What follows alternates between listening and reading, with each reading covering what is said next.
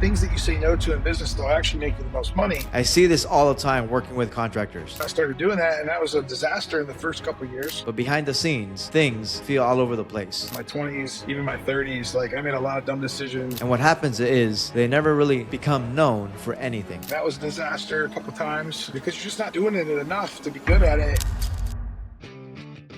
This is AI and Marketing for Home Service Pros, the show for contractors who want to grow without wasting time or money. If you're in roofing, HVAC, plumbing, or any home service business, we break down how AI and modern marketing can help you book more jobs, close more leads, and build a business that runs without babysitting every task.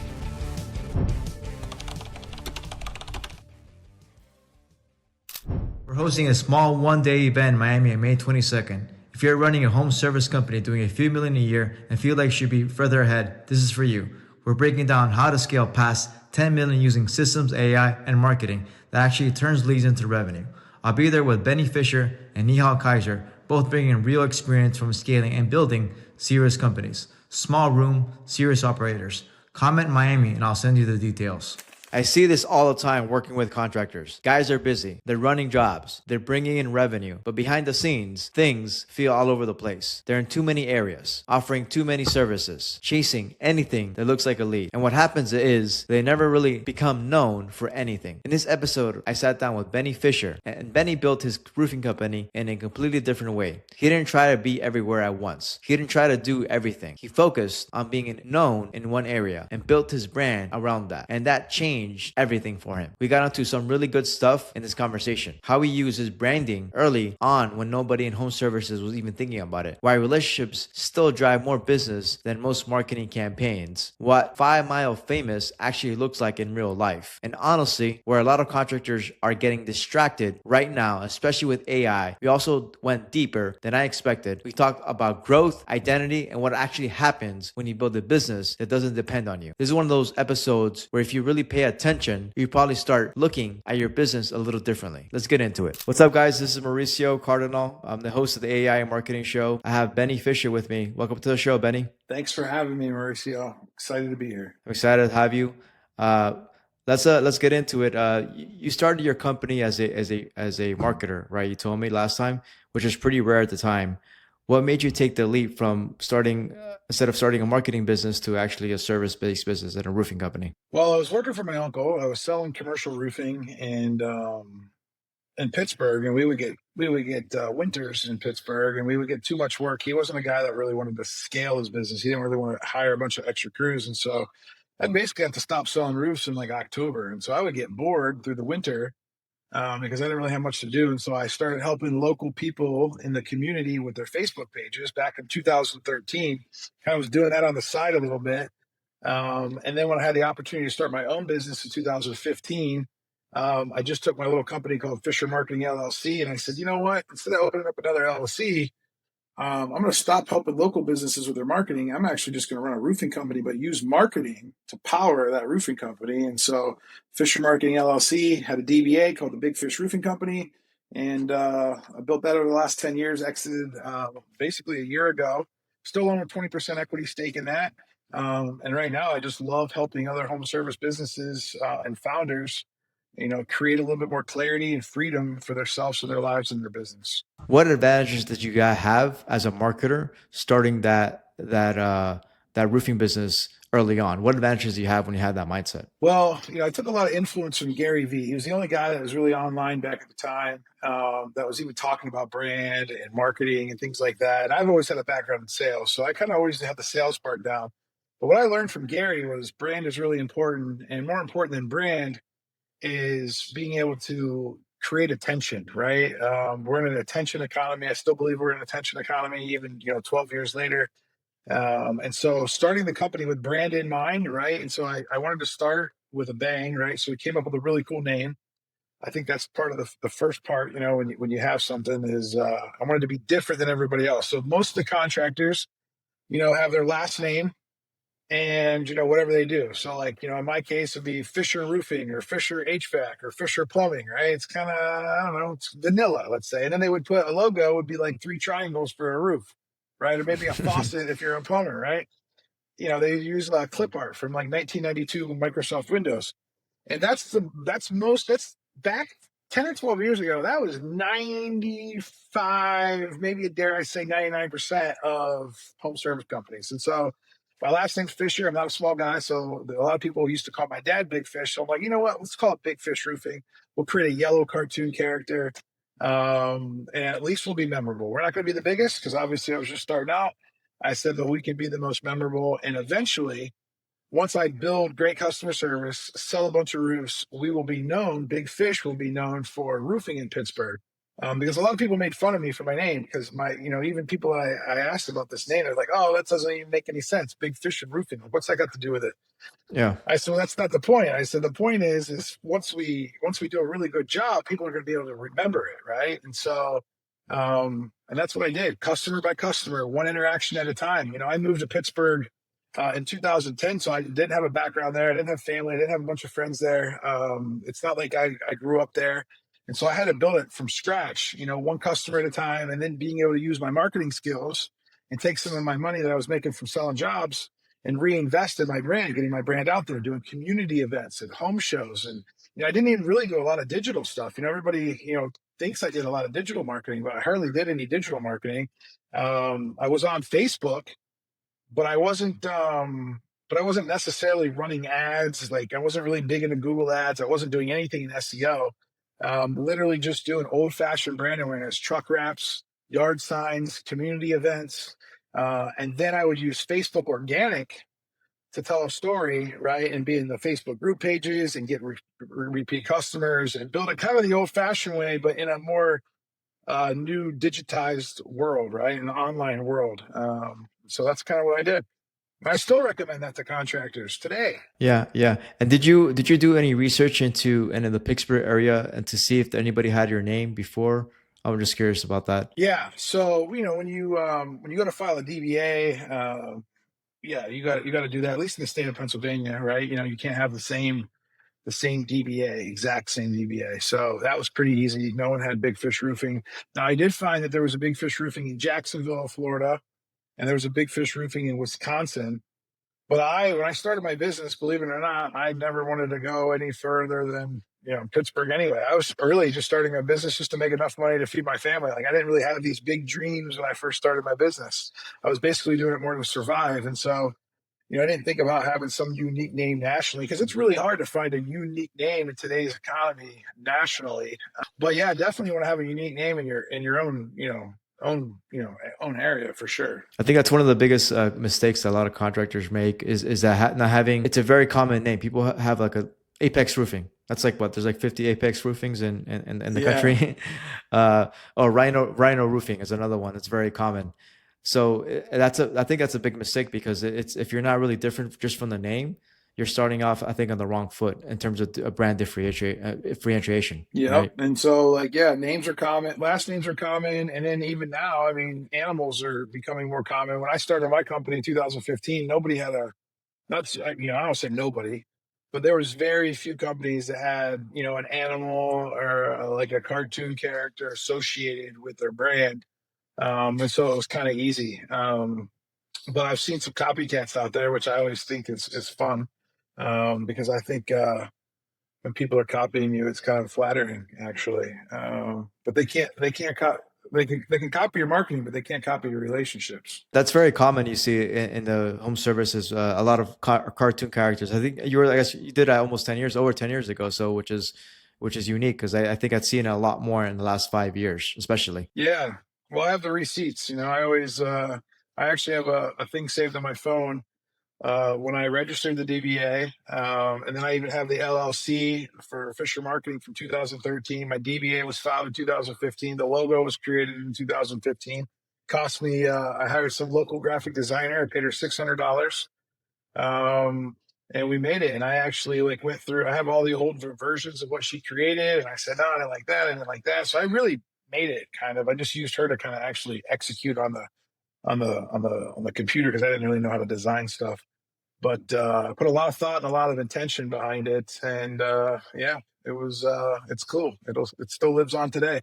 We've updated the logo a little bit, and so there's version 2 now. It's a little bit more three-dimensional, little bit more life in it. But you'll have that with brands over time. They'll update their logo, tweak it a little bit just to kind of freshen it up. Yeah. What does 5 mile famous actually mean in practice for a contractor? Ooh, that's a good question. Less about the actual 5 miles. And I got this term from my friend Joseph Hughes at Contractor Dynamics. He says this a lot. And I think he even borrowed it from somebody else that he heard it from in a marketing seminar somewhere. But it really just means, there's riches in the niches, right? And if you focus on their small area, right? We all live in different types of communities. You're in Miami, right? Big community, right? If you just draw a circle around 5 miles anywhere, you're going to have, thousands and thousands of homes, inside that 5 mile area. Same thing in Pittsburgh, right? But you're going to see a lot of contractors, and I see this, if you start a roofing company in Miami, somebody in West Palm Beach calls you because you're hungry and because you think you need money. You might say, oh, okay. And you'll drive 2 hours up to Palm Beach and you sell them a roof. And, the next time, they have a friend over in Jupiter. And now you're going to Jupiter. You just start to get spread out, right? And you can never really gain the traction and the momentum, right? Because it's the things that you say no to in business that'll actually make you the most money. But most contractors, when they're first starting out, it is a little bit of a dilemma. You're kind of going all over, and I did the same thing. I was all over the greater part of Pittsburgh, but once I realized, like, hey, there's a lot of power in just focusing my marketing efforts and where I'm going to spend my money, spend my attention. I was in a little suburb called Bethel Park. It was about 20 minutes right outside of the Pittsburgh limits. And I just, I said, hey, if we're going to invest in community, we're going to invest in, billboards and signage and things like that. Let's just put it all into like one focused area. So we're not just spraying and praying, right? We're not taking a shotgun approach. We're taking a rifle approach, because when that happens, you're going to get more referrals faster because more people in that community talk to each other, right? They're going to see the houses going up. Your trucks are going to be swarming like bees in a more condensed area. So then it makes people think you're everywhere. And so you can kind of develop that omnipresence, that everybody kind of wants. And then as you do that, then, as you start to master that, then you just keep branching out and branching out and branching out. And then if you want to go start another location, 2 hours away, like in your case, West Palm Beach. Oh, we'll just put a location there. We'll worry about West Palm Beach now. We're going to have 2 5 mile, maybe we'll call them 10 mile radiuses, that we want to focus on. So I think a lot of contractors, they don't know how to focus. Sometimes it's focus on area. Sometimes it's also focus on trades and like, hey, do you also do decks, or do you do plumbing, or do you do this? It's like, a lot of contractors will say yes to everything when they first are getting started because, again, they need money. But if they focused on a niche, it would actually help them make better decisions, be more efficient with their money, be more efficient with their spend. I think get better results, but it's a long-term play. What did you focus on in the beginning? Roofing, just 100% roofing. But not just roofing. So asphalt, shingle roofing, right? So, in the suburbs, like I wouldn't even go into the city because like I didn't want to deal with the permitting in the city. I didn't want to deal with the houses in the city were harder because in Pittsburgh, they're like 3 stories high sometimes. They're really steep. They're small. They're like a pain in the ass. I wanted to work with affluent homeowners that had, pretty easy roofs to do, shingles only. We said no to everything else, no to flat roofs, no to metal roofs, no to tile roofs, no to everything else, because I wasn't that good at that stuff. I was barely good enough at being a good, shingle roofer. So I just knew that that was my bread and butter. I could do it over and over and over again.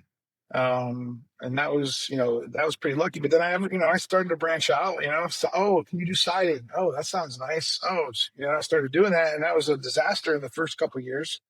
We eventually started to do siding once I had more people on my team that could focus on it, and then I started to work. We tried windows for a little while, and that was a disaster a couple of times because you're just not doing it enough to be good at it. And then when you have a problem, it just throws everything off. And it's like when you look at it, it's like, man, I could have just sold 2 more roofs. And the amount of time that I was dealing with all those window problems, at least for me. Now, there's window guys that would be like, yeah, same thing about roofs. Like, oh, they don't really sell a lot of roofs, and they had a problem with the roof. It takes them a lot longer to solve a problem because they're just not good at it.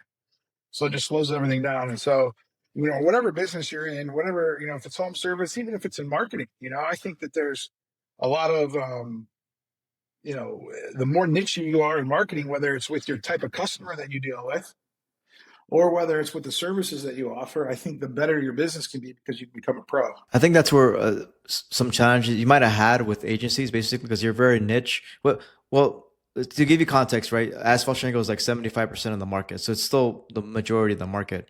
But still, there's still 25%. Like if you're doing metal roofing or flat roofing, that doesn't really fit to what you're actually looking for. But if you're just looking for that demographic, specific demographic, then it might be a little bit harder on the online side. But it's good to way to brand that actual business. If you actually attract that and work in that 5 mile radius, it's a great way to attract those homeowners that they're looking for. All right. You talked about this last time, how important it is to build relationships and branding instead of actually relying on SEO. Can you talk more about that? Yeah. So, relationships, when they're done well, are the gift that keeps on giving.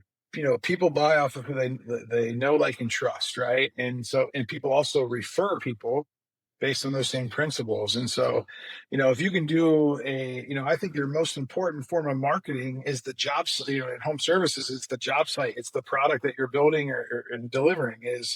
That's the marketing machine. Because if you think about it, when we're doing work at someone's house, especially on the exterior, right, you can actually see it happening. Like, the neighbors can all see it happening. People are driving down the road seeing it happen.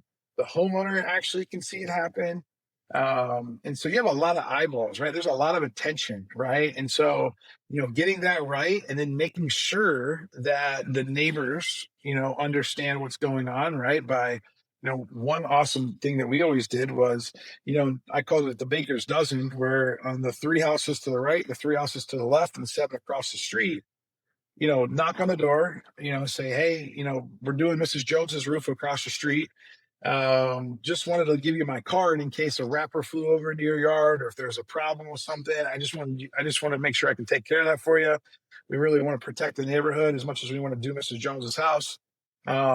Just want to let you know who I was, right? That's it. Don't try to sell them something. A lot of guys want to try to do their roof inspections and stuff like that.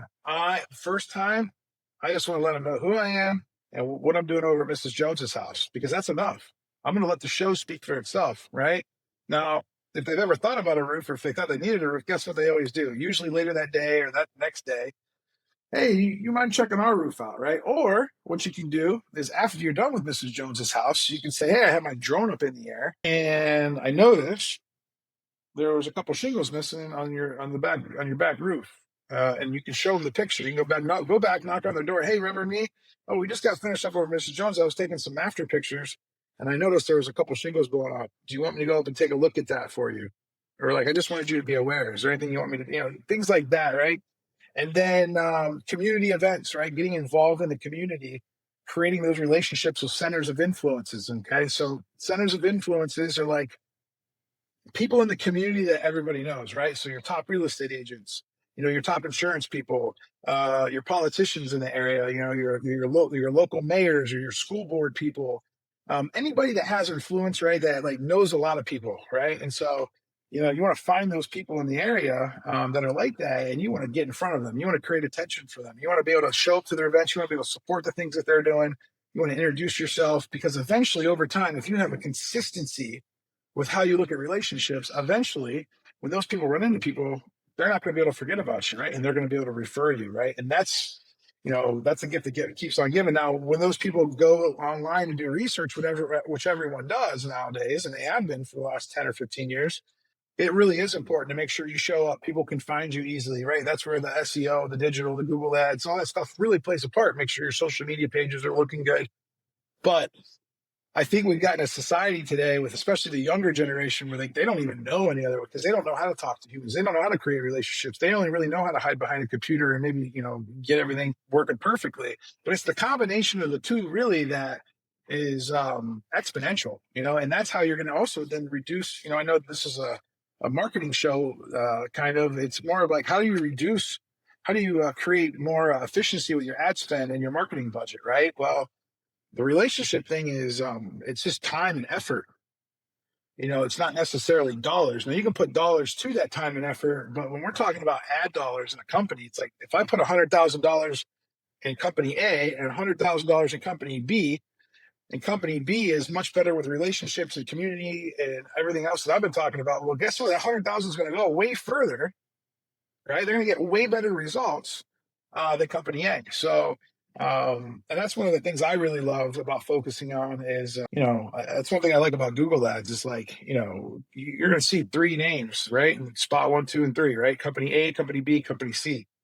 Well, if they've never seen company A or company B before, and company C they see all the time in their neighborhoods, they're automatically going to click on company C. They don't even know why they're clicking.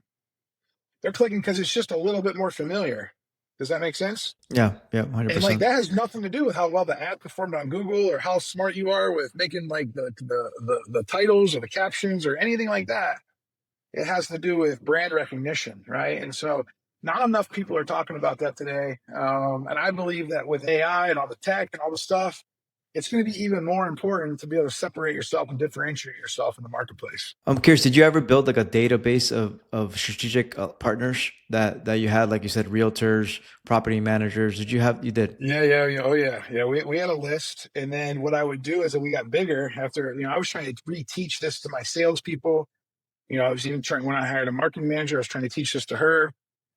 We started to grow. I made everybody join because not everybody is good at networking as me. That's a gift that I have. I'm going to admit that, there's some things that some people are better at. I'm really good at just creating connection really fast. I love networking. I love hanging out with people. I care about people. And so when you listen to this podcast, you might think, well, I'm not like Benny. I can't do that. And I'm just going to go back and hide behind the computer. That's fine. But try to find somebody on your team, though, that is, or try to hire people that can build those authentic relationships. But then once you have your list, I call it your top 50 list, then you want to have touch points, right? And so, you're not talking to these people every day. You might want to put them on a list where like you call them at least once or twice a month and just check in with them. Or you want to have lunch with like, you put something on your calendar. I used to put 2 lunch dates on my calendar, Tuesdays and Thursdays. And I would intentionally just invite another person to lunch just to reconnect, stay in touch with them. I'm even better at this now because I see the power in this, but like, sending note cards, sending random surprise into like gifts, supporting their cause, right? Like when you see, like if you connect, this is what I love about social media. So if you connect with these centers of influence, you kind of always keep up with them a little bit on Facebook, right? Because you can kind of always see what they're doing, right? And pay attention to them. So that way, when you meet them in person, you're like, oh, hey, I saw this. I saw you doing this with your kid. I saw you, you're doing the start of this new business. And anytime that you can add value to a person's life that has nothing to do with what you do, right? Like I was always trying to add value to a person's life and had nothing to do with roofing. Like nothing, absolutely nothing. I just wanted to be help, right? Help first mentality. And so the more intentional that you can be, the more systematized that you can be around that. You can, but a lot of these CRMs, it's all about customers. They don't really think about like, oh, you need like a small little separate CRM or even an Excel sheet. And now with AI, you can probably build all kinds of tools with Manus and Claude and do all kinds of fun stuff to create your own little database that sends out reminders and texts and automated this and cool stuff that basically tells you, hey, write a handwritten note to John today. What percentage of your business, curious, did that come, like, what percentage of your customers came from that list of people that referred? So for the centers of influence, I'd say probably like maybe 15 to 20%, but referrals overall and previous customers, things that I didn't have to spend ad dollars on was probably like 55 to 65%. It's amazing. It's amazing. So you had and that built over time, that compounds over time. It's still compounding. Even I'm not the owner anymore. They're still getting benefit of that because, the biggest flex is doing a good job on their roof and making sure the roof never leaks and they have a smooth and easy experience. That is the biggest flex. Okay. But then it's easy to forget, right? About that experience because it's a one day, most of these jobs are 1-day jobs, right? And if you go back 10 years, man, like if you don't stay in touch from these people, they can't remember. But that's where the vehicles in the neighborhood, the yard signs, they can't ever stop forgetting because like they constantly are seeing it. Even after their roof is long done, they still see you and then they remember you. Kind of like have you heard of the thing where if you go out and buy I don't know, I'm gonna make up like a red truck. You buy like a red car, truck, yeah, you know red what I car, mean? yeah. Or you buy like a cyber truck, and all of a sudden now, like that's all you see are cyber trucks everywhere, right? Or like whatever the case may be. Like maybe you have to go buy a red minivan, and you never even thought you were gonna have to, and you had triplets, and now all of a sudden you gotta buy a red minivan. Now all you see are red minivans everywhere. It's the same thing. Once you buy a roof on Big Fish, you can never unsee Big Fish ever again because he's going to be in your social media feed. He's going to be in trucks around the neighborhood. I mean, I still got people that send me messages and say, "Hey, I see your truck today. I saw your van today." And I'm like, "Oh, cool! Like it's awesome." I mean, I think it's cool, especially I don't even own the company anymore. A lot of contractors are rushing into AI, but really a lot of them don't even know how to use a CRM yet. Why do you think that's a problem? I don't know if it's necessarily a problem. I just think it's distracting them. It's like a focus problem. They have a focus problem. I think that actually, believe it or not, I'm learning that AI, if they're interested in AI, and that's what they're interested in, they're going to play with AI more than they're going to play with their CRM. Well, then they should teach AI how to use their CRM better. Because we're working on some stuff now that's like really cool, especially with Claude and Manus, and then connecting it with Telegram. Being able to create, like, even with Job Nimbus, like there's an open API. If you literally ask it for anything, it'll pull everything out of your Job Nimbus and just give you like better reporting than Job Nimbus can. It'll give you actual data that actually matters and that you can use. You basically just have to talk to it, right? And so if they're interested, I wish people were interested in learning how to use their CRM better than they were with AI. But if they're going to learn how to use AI, they might as well learn how to use it to manipulate their CRM better. We'll talk about that. That's what are some of the things that you created like recently, or some of your clients that you work with created. That's cool. Yeah. So I take it so far. Like I get the ideas rolling and I did this, but my tech skills do not allow me to like finish to make it usable. Now, some of the entrepreneurs that I'm working with are very tech savvy.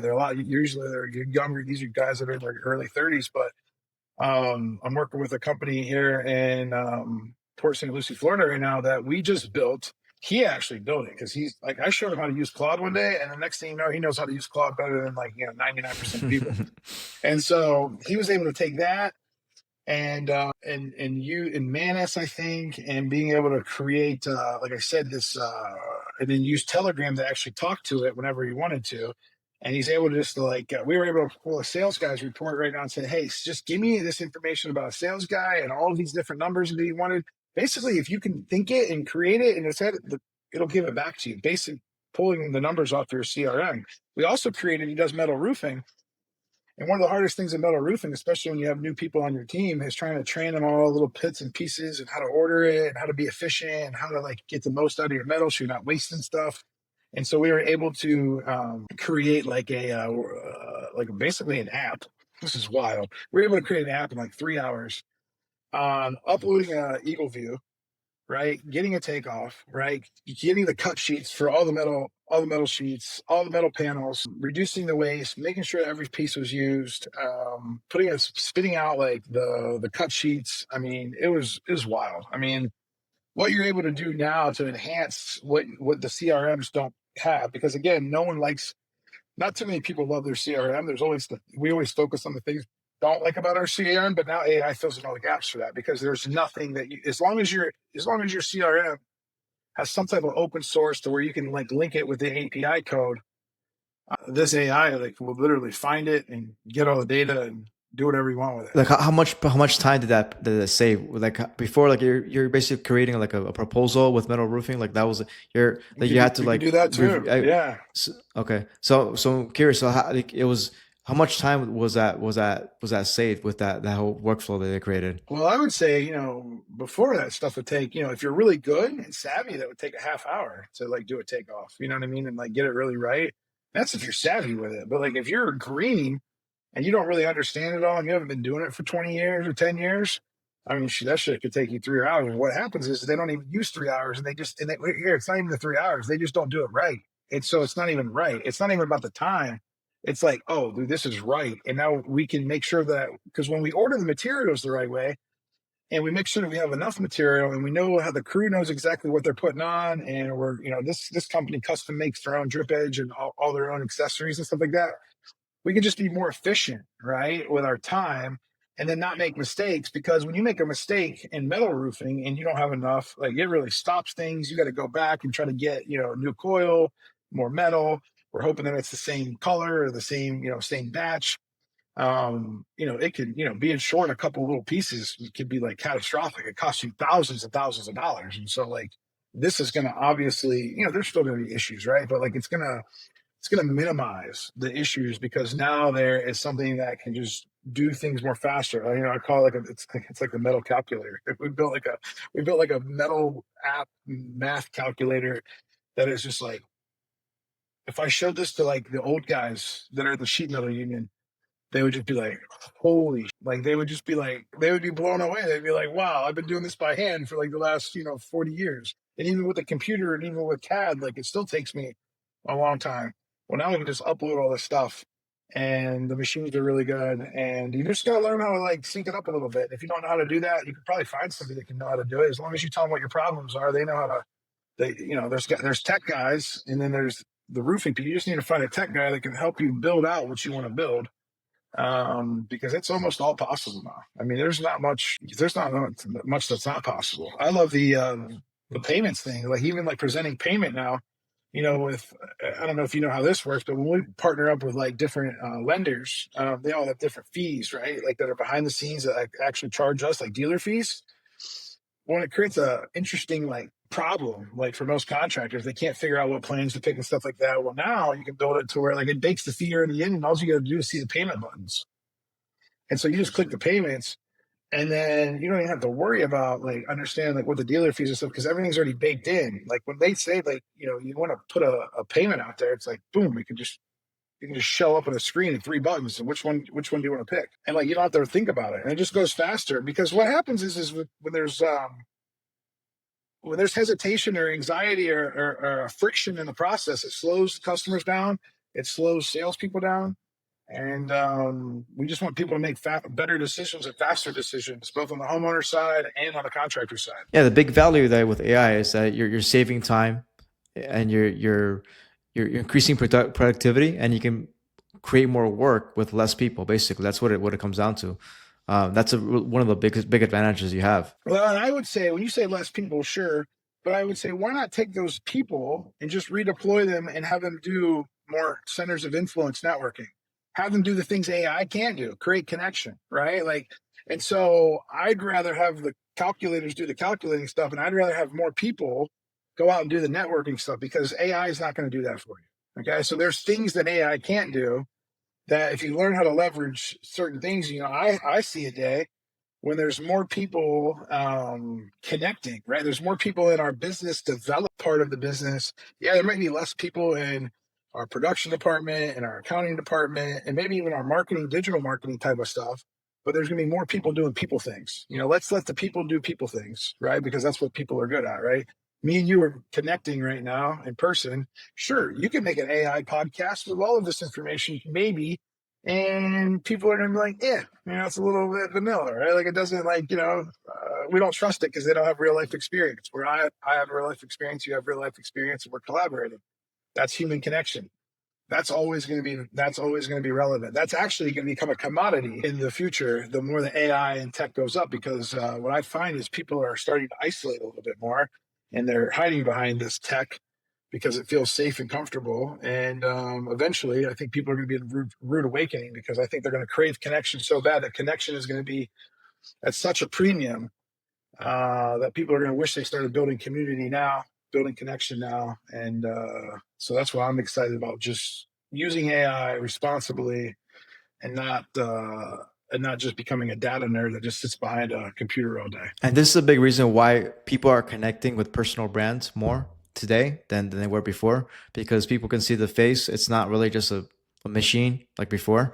And that's a big reason why people connect with personal. And you've done a great job, building a personal brand over the last few years. And last time 15 years, 15 years I've been building. We all have a personal brand. So it's what I want to. Everyone has a personal brand. Personal brand is basically just you and your activity. I think that obviously, if you want your personal brand to grow, you just need more attention, more eyeballs, right? And the way that you do that, there's lots of different distribution methods, but everyone has a personal brand. They just don't know it. Once you're aware that you have a personal brand, then you can be more precise in how you go about it, right? Have a better vision, right? And then basically know what to say no to, what to say yes to. It's less confusing. It's niche, right? You want to be very niche. The more niche you can be, the better. And and it's, the same principles in business as in personal brand. But yeah, that human connection is just, I used to have my face everywhere for my company. And then I realized, well, if I do that, I'm going to be having to take every single order, and I'm going to have to sell every single job, and I'm going to solve every single problem. And then I took my face off the company, and I just literally put the fish logo up. And that took like 3 years to kind of convert Benny's face to like the fish logo.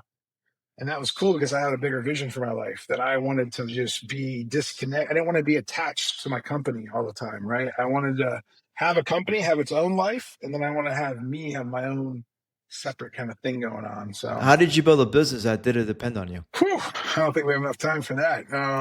Here, so I will say I learned a lot about myself, what I was strong at, what I was weak at. I had a lot of I invested in a lot of mentors. I invested in a lot of coaching. I invested in a lot of communities. I read a lot of books. I probably read over 100 books from 2019 to 2023, when I was really going through this transformation phase of my life. I implemented an operating system in my business that was really life changing. For me, I read a book called Rocket Fuel by Gino Wickman, and that talked to me about the visionary integrator, the entrepreneurial operating system. Got really excited about that. And then at the same time, I was learning how to train salespeople so that way they could replicate what I was doing. And that took a lot of energy, because it was really hard for me to learn process and then teach process, because I wasn't a process guy. I was just a personality that could sell, but I didn't know how to train that in somebody else. You either had it or you didn't, and that wasn't scalable, right? And so doing sales and then an operating system for your business, for me, was the secret sauce. And then to then improve and then on the marketing strategy, because then I had more time to think about marketing strategy rather than to just kind of wing it, because I winged it for a long time with marketing. Now I did better than most, because most people weren't even thinking about marketing, but I was still winging it. Now I'm a lot more precise, a lot more strategy. It's almost like I have my own operating system for marketing, my own operating system for sales, for production, for accounting, and then an overall operating system for a company. You put the right people in the right seats, you delegate to the right people, and then you just find out what you want to do, and you go do that, and you put people what they want to do and what they're great at. You put them in the race in the right places, and everybody wins. And that's how you do it. And it's been fun, and I might only own 20% of my company now, but I have zero involvement, zero like anything. I get a financial report once a month, and someone else is growing that's super passionate about roofing in Pittsburgh. And now I get to follow my passion, which is helping other visionary entrepreneurs create more clarity, freedom, impact, hopefully live with peace. A lot of guys right now that have grown up in this hustle culture, you're familiar with that living in Miami. That's where I feel like the hustle culture started. And I think guys are realizing that's not a sustainable life, right? Like, it's not sustainable for the soul. It's not sustainable for your body.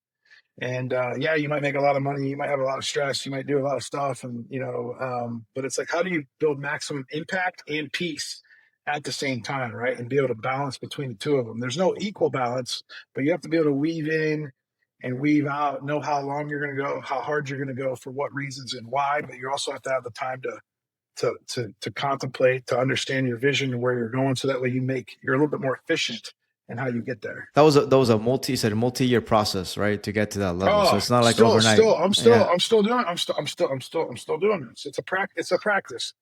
Because I'll keep practicing these different systems, tools, learning about myself.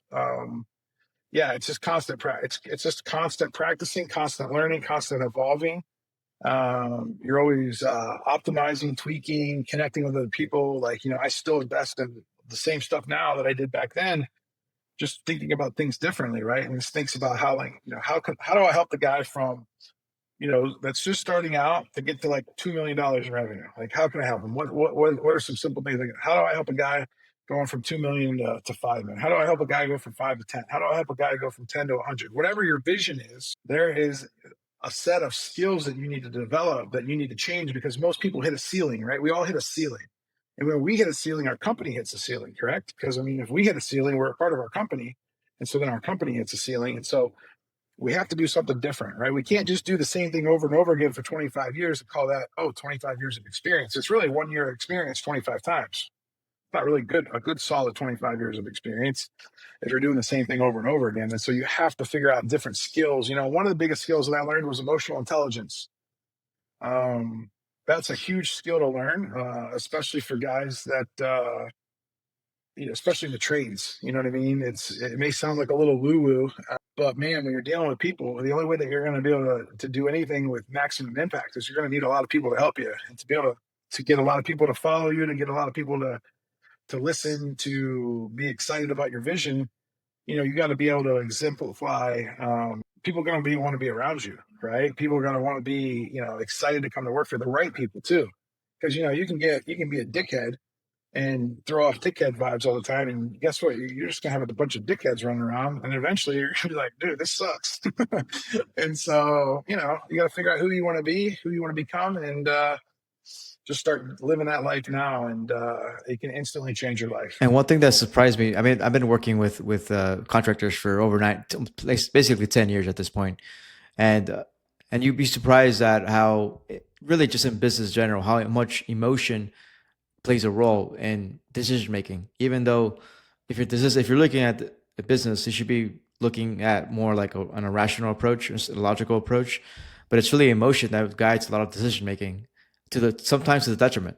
It's actually the most of the time to the detriment. It's 50-50. I believe, I believe you have to have 50-50, but most guys are 90-10. And one of the best books I've read on and I'll give it to you. I think it's a great book. It's Keith Cunningham's The Road to Less Stupid. I don't know if you heard about it. It's one of the first books I ever read. I actually joined an organization called Tab, and my business coach that was the first book I read. And he has a lot of great quotes in the book. I've read that book multiple times, and obviously I've learned from it. And one of the quotes, he goes, "When emotion goes up, intellect goes down." That's one of the things. So for me, like because I get emotional sometimes, it's impossible not to be emotional on business. I always wait 24 hours. Like I always wait 24 hours before I decide or respond. If I get something happens in my business, I get something on a client makes me angry, whatever. I usually wait 24 hours before I make a response, because I have to like let the emotions cool down before like I respond. Right. That's like kind of the thing that I took away from that book. But it's also the book. It's about staying rich. It's the less dumb decisions you make, the more chances of you increasing your success with business. That's what it is. Just stop making dumb decisions. Well, and it's like the eighth from under the world, compound interest. If you have good compound decisions, you start to like really see the fruits of that, right? And I was in a bad place for many years. My 20s, even my 30s. Like I made a lot of dumb decisions. I've overcome a lot of adversity. God has smacked me upside the head on some things that I've had to overcome. And so, call it lucky. I'm lucky to be alive, first of all. I feel like the only reason I'm here is because of God's grace. If it wasn't for that, I'd be dead, and wouldn't even be having a conversation right now. I probably wouldn't have changed into the man that I'm becoming. And so every day I live, like it's, could be my last. And I always want to make the best of it. And what I don't want to happen is I don't want somebody else to have to go through what I've had to go through to like learn that, because it's very painful. And so I try to lead from a place of love and authenticity, to try to hope, instill, and inspire people to become who they were meant to be. Because I don't think most humans walking around right now know who they were meant to be, because I think they get beat up by the world. They get beat up. They grow up and their parents have a lot of influence on them. Their friends and their family are telling everybody what to do, and it's kind of like you're trying to be your own person, but like a lot of times we just succumb to the environment that we're in. It's not even our fault necessarily, but it is our responsibility to change if we want a better life, if we want to become somebody different. That is possible, right? And so you have to create a vision for that, but you have to slow down and stop to be able to reset and say, all right, who do I really want to become? Like, who am I? What did God create me for? Not what did my parents think I should be? What do my friends think I should be? What did the college professor or the sports coach tell me I should be? Because if we look back in our life, there's a lot of binary choices and things that have happened to us that kind of led us exactly to this point, right where we're here today. And you might not have been aware of it, but now that you are aware of it, you have a choice now. You can affect your future. Like you can literally completely transform your future by becoming more aware. And that path is an interesting path. It's one that I love talking about. It's the inner journey, not necessarily the external journey, because I feel like you have to go inside to really really flourish and to blossom. But when contractors and when entrepreneurs are ready for that, I mean, that's the stuff I really love to talk about. Yeah, and when you start a business, it's a journey, right? Especially entrepreneurs. In my life, I've connected the best with entrepreneurs. That's the people that I connect the most with and the best with. If you talk to regular employees, I mean, they're normal people, nice people. But typically, when I talk to entrepreneurs, I connect with them because they want to grow, they want to learn, they want to get better.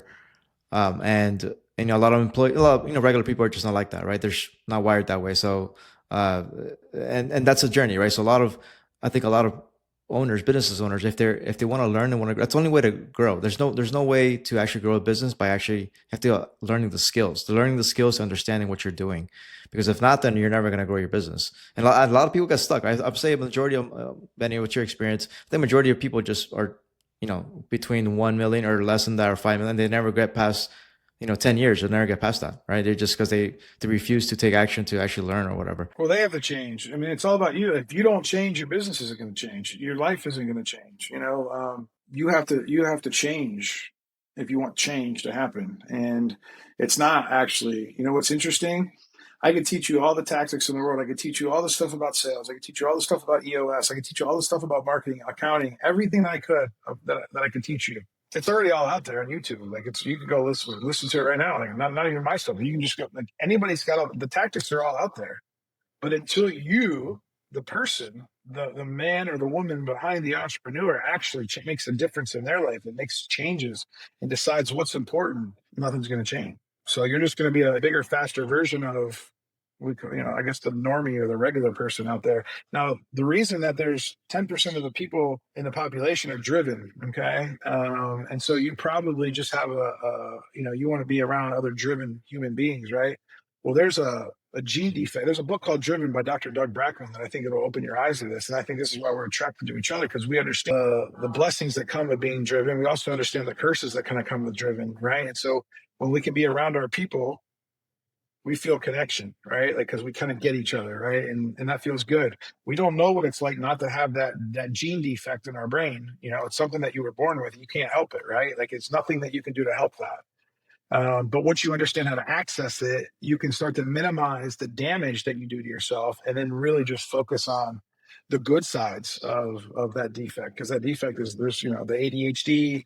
You can call it what you want, but there's a lot of good things that we can do, and then we can help other people. We can help the normal people that don't have that gene, because they need purpose too, right?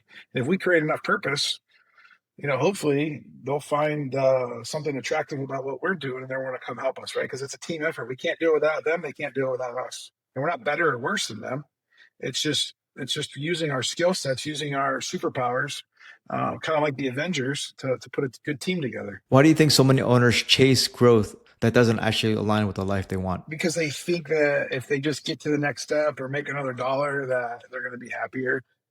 And happiness comes from the inside, and it's probably easy, it's probably weird for me to say that, and people are listening and probably, oh, it's easy for him to say that. You just had this great life. Well, I also could tell you a story about the terrible life that I had too. You didn't ask me those questions yet. Maybe we'll have time to do another podcast about that. But I mean, because we're always we can't chase. It's chasing. It's chasing. How do we go within, and how do we just be happy with ourselves and who we are, not chasing? I used to want to be like Grant Cardone. I'll never forget when I fell in love with that guy, because I was in the car sales business back in 2000, 2001. I remember going to a Grant Cardone seminar before anybody even knew who he was. This was 26 years ago. Okay. And I was like, man, look at that guy. Good looking dude, Rolex, just talks straight, commands a room. I'm back in the back buying his tapes. That was back when tapes and CDs were a thing. And then when Facebook came out, I was watching him, and I'm like, oh yeah, 10X. I'm going to be like that. But that wasn't who I wanted to be. I don't want to work that. I don't want to work like that. I don't want to be I don't know. That's not me. Even Gary Vee. I love Gary Vee, but I don't want to be like Gary Vee. I tried to do some of that stuff, and every time I would just fall flat on my face when I tried to copy other people, or when I tried to borrow other people's stuff. It wasn't until I started becoming Benny, that that I felt freedom in my life. I just felt it's there's no other pressure to keep up with the Joneses. I remember when I bought my first Rolex. This is a great story. In 2017, I bought my first Rolex just because I could, right? Because like, I grew up poor. Like I never thought in a million years I'd ever have a Rolex. I was in the Bahamas one day. I passed the Rolex store. I looked down. It was like $12,000 for a Rolex. I'm like, I'll take it. And I would wear it, and I would flash it. I'd take pictures with it. I was like so proud of it.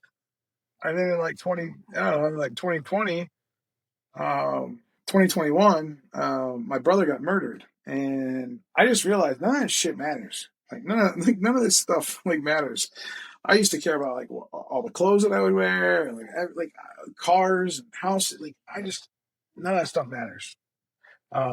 It may matter, and they're nice to have, and I'm not saying anything wrong with it. But like I just remember like that was somebody else's vision. That wasn't Benny's vision, and now I feel a lot freer, right? Do I still like nice things? Absolutely. But it goes to show you that you can change, you can change and become who you are. And there's nothing wrong. Listen, if you genuinely love watches, you genuinely love wearing a Rolex, there's nothing wrong with that.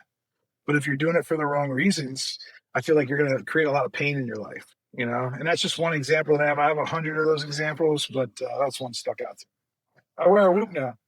I wear an Apple one, so yeah, yeah, yeah. I want to get to this topic because I thank you for sharing. That's a great info about like hiring in house versus like hiring a marketing manager. Because I think it's one of the things that I really I talk to our clients about. It's a lot of confusing information about, but I think when is the best hire in terms of hiring a marketing manager? When should a contractor think about hiring a full-time marketing manager? It really depends on their vision. It really does.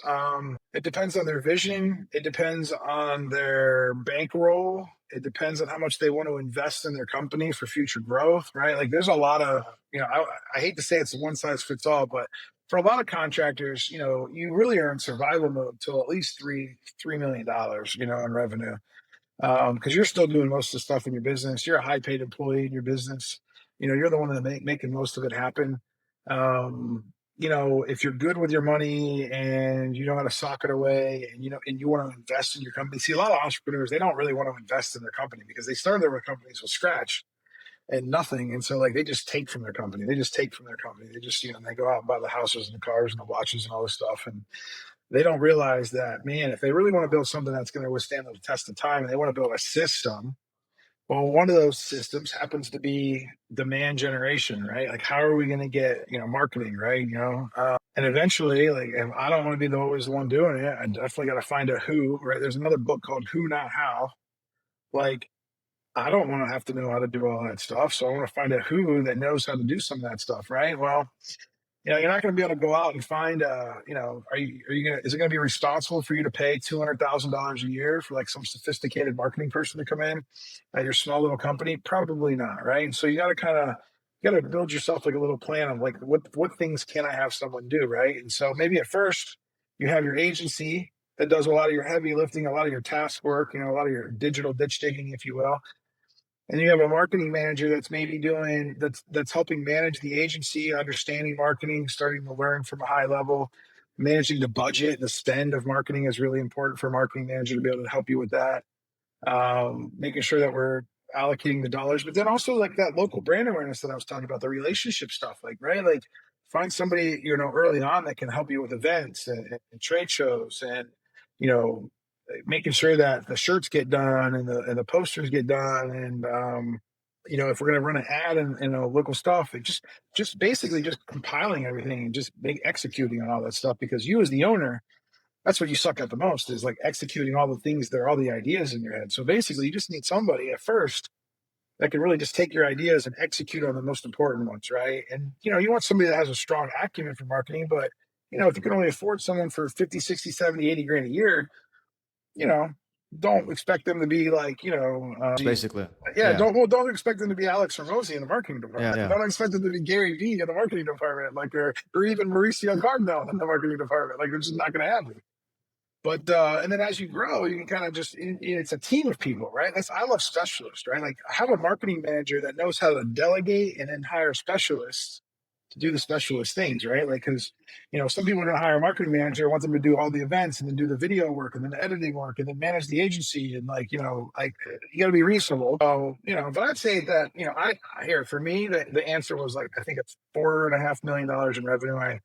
I hired an executive assistant. I had the executive assistant work for me on all things I was doing in my business for a year because marketing was one of the biggest tasks I still had left on my plate. She learned that. And then I said, hey, you can either go be the marketing manager or you can stay being my executive assistant and we'll hire a marketing manager. And she decided to be the marketing manager. And then I went out and hired another executive assistant.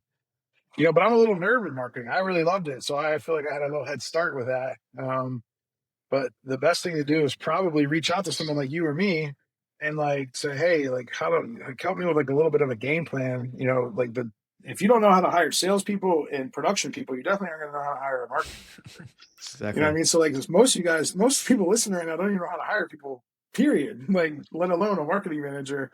And so I think you got to get that skill down. You got to really take recruiting, interviewing, hiring. That's a whole nother skill set that you need to learn. You need to understand people behavior. So when I say right people, right seats, that might sound like a cool little slogan, but you need to know how people are wired. You know how to, like you don't want to hire an accountant for a sales position. You don't want to hire a salesperson for an accounting position. But some people will just come in because you posted a job and they need a job. Guess what? They need a job. Their wife or husband told them, hey, you need a job. Oh, look, it's right down the street. Oh, just go tell them whatever they need to tell them to get the job. Well, a lot of you suckers that are listening, you'll take the first thing you have because like you don't want to deal with that no more, and you just want your pain to go away. And if somebody tells you that they can do something, you're like, okay, and then you wonder why shit doesn't work out. Yeah. Well, you in that answer, if you guys listen closely, he took the ideas and had himself before, and he trained the person before you hired them. So you already knew what that person is going to look like before you made that hire. And that's really the key thing I think where a lot of contractors miss that is actually they know the strategy beforehand before they actually make the hire, and then they can delegate that.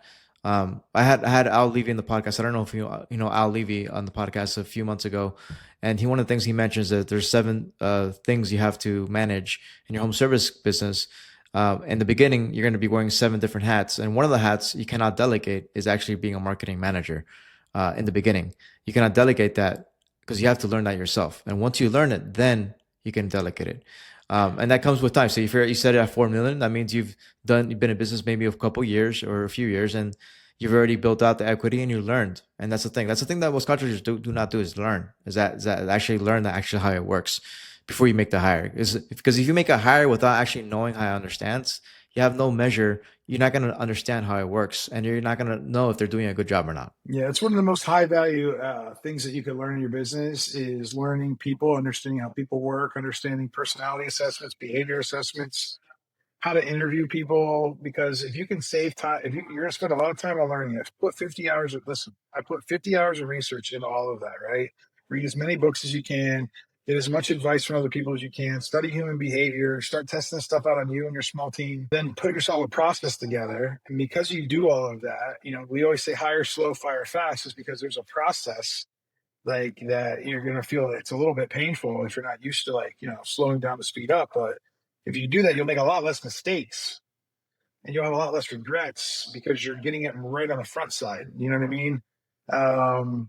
It's kind of like, I don't know, maybe this is a bad example. I'm going to put it out there. It's kind of like if you're in your 30s or 40s and you've had, 20 girlfriends over your life, right? Hopefully you're starting to get better finally at picking the right girl. Imagine if you had all that information back when you were 22, you would actually go out and like, hey, I know exactly what I want. And I know exactly who I am. So it's always about values fit first, right? So values besides skill set doesn't matter, right? Because if I don't have the values right, like, hey, in personal relationship, hey, like, how do we want to handle money? Where are we at in our spiritual life? Where do we care about fitness, right? Like all the things that matter to you, like should probably matter to your partner, right? But when we're young, dude, we just wing it, dude. If she looks good, we date her. And then we realize that like there's more to life than just that, right? And the same thing goes to hiring, right? It's no different. You just get a lot more practice in hiring if you do it enough times, and you meet enough people. And you always got to be recruiting. They say, oh, always be selling, right? Or so some of the marketers say always be marketing. I say always be recruiting, because always be recruiting is just putting you in front of different humans, seeing what's out there. Because sometimes we get trapped in our own little bubble. And we think that like, oh, just because we have a couple of people in our office, it's not that great. We just think everybody's not that great out there. But that's just not the case. Yeah. So Benny, where do people find you? BennyFisher.com. BennyFisher.com. Make sure to he has a great podcast also too, right? You have a podcast. I saw you had Gary Vee on there. I've had Gary Vee. I've had Tommy Mello. I've had Gino Wickman, the creator of EOS. I've had Cameron Harold, who took 1-800-GOT-JUNK from like zero or for like $2 million to $100 million. Got a lot of cool people on my podcast, people that I should have no business being in the same room with. I always have to pinch myself when some of the people that I've had on my podcast. But yeah, that's been fun. It's called the Big Fish Garage Podcast. We don't really talk about business, which is very interesting. We interview entrepreneurs who have been through it, but we talk more about the things that they've overcome, the lessons and the adversity, the stories that they have. Very few episodes are actually about tactics in business. So if you want tactics, I think this is the show that you're doing, the AI marketing show. So cool. Benny, pleasure speaking with you, man. It was awesome. Thanks for having me. Thank you, guys. Thanks for listening to AI and Marketing for Home Service Pros. If you got value from today's episode, do us a favor. Follow the show, share it with a contractor friend, and leave a quick review. Want help using AI or smarter marketing to grow your business? Head to contractormarketingpros.net and book your free strategy call.